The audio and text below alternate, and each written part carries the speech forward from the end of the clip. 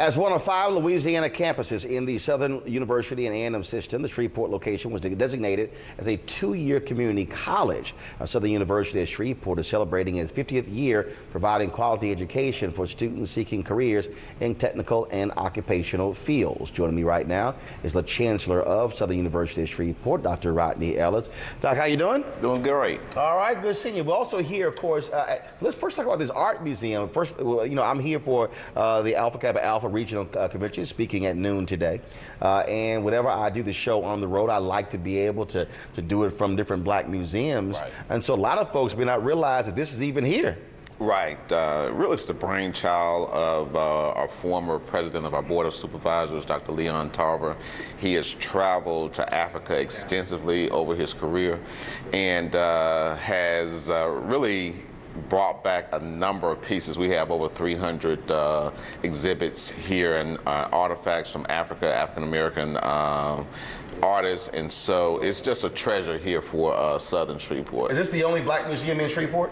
It's the only African-American museum. There's a multicultural museum, but this is the only one that focuses on African and pieces from Africa. And obviously we see this life-size statue just over my shoulder here of Harriet Tubman. Right, one of the showcases of the museum, and so everybody that comes here wants to take a picture with that, and it's just really showcases some of the things we have here. All right then, and how do you also integrate this in terms of your curriculum?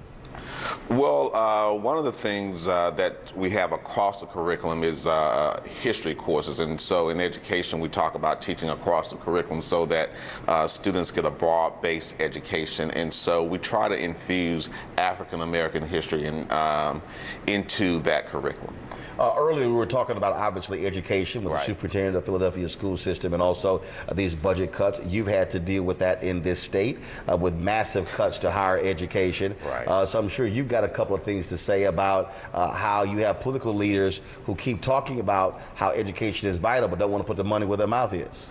Right, and I think I'm going to be a little bit more politically correct, but I think what has happened, what's happened in Louisiana is just over the past 8 to 9 years, you've seen that the amount of resources that funds higher education has really flipped. You're talking about a trend that has gone from about 70% funding from the state to about 30%. And so that has been borne on the back. 70 to 30? Yeah, about the percentage. Right, so all of a sudden now you're jacking up tuition because you're putting other students in the family. Exactly. And so students have become more dependent on Pell and SEOG, some of the things that are proposed to be cut in this Trump's proposed budget. And of course, he had his meeting with HBCU presidents that some said was pretty much a photo op as opposed to any real money. We have not seen the full executive order in terms of implemented.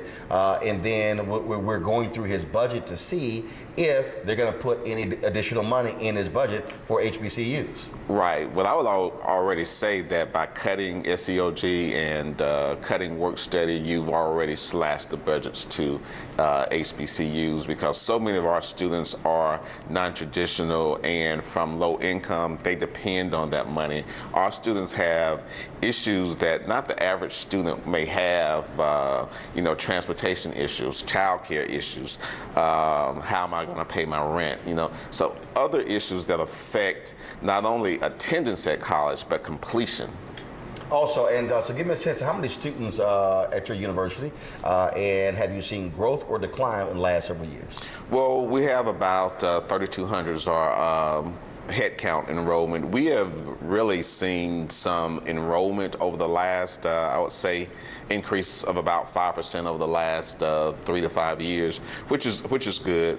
We have really focused on that pathway from high school to college, creating a number of partnerships with our secondary partners to ensure that that pathway still exists, and also expanding what HBCUs look like. Mm-hmm. We've increased the number of international students. Actually, even though we are a historically black college and university, right, about 90% of our students are actually African American. The 10% white, Asian, Hispanic, and from other countries. Okay. All right. Well, Chancellor, we appreciate it. Thanks so much. Oh, thank you. All right. Appreciate it. A peaceful protest turned deadly. 37-year-old black man was shot and killed by Baton Rouge police. His hands are in the air, and you still get shot by the cops. Oh my God, please don't tell me he's dead. We're not going to let hate define us.